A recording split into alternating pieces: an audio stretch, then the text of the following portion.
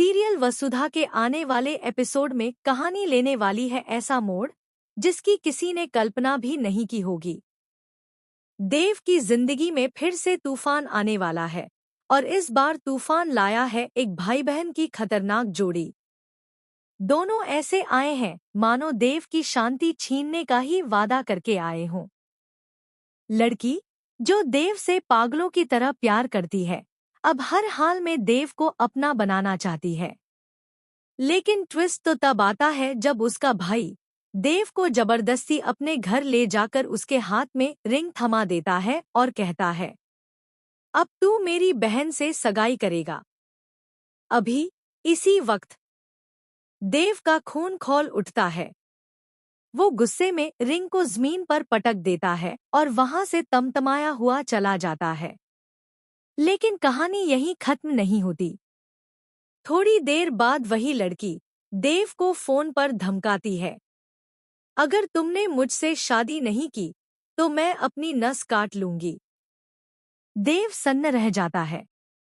उसे यकीन नहीं होता कि ये क्या ड्रामा चल रहा है। उसके मन में बस एक ही सवाल उठता है, क्या सच में ये दोनों साइको हैं? इन दोनों को तो डॉक्टर की सख्त जरूरत है। अब सवाल ये है कि देव इस मुसीबत से कैसे निकलेगा और क्या वसुधा अपने देव को इन दोनों के पागलपन से बचा पाएगी? लेकिन कहानी यहीं रुकती नहीं। दूसरी तरफ घर में मीठी थाल का मामला फिर से उठ खड़ा होता है। चंद्रिका थोड़ी परेशान होती है, लेकिन देव के पापा बड़ी समझदारी से हालात संभाल लेते हैं। अगले दिन वही थाल वापस भेजनी होती है हनुमंत के घर, जिसके लिए अविनाश एक शातिर प्लान बनाता है।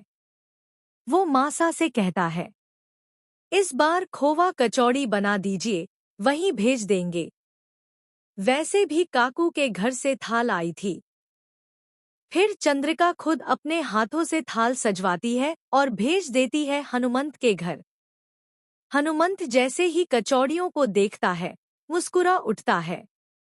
ये तो हुकुम शाह की बनाई लगती है। और जवाब भी मिलता है, हाँ, उन्होंने ही बनाई है, क्योंकि वो भी वसु से बहुत प्यार करती है।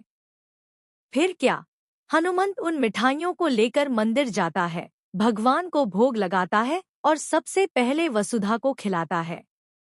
वहीं देव घर लौट चुका होता है, पर उसका चेहरा अब भी टेंशन से भरा है।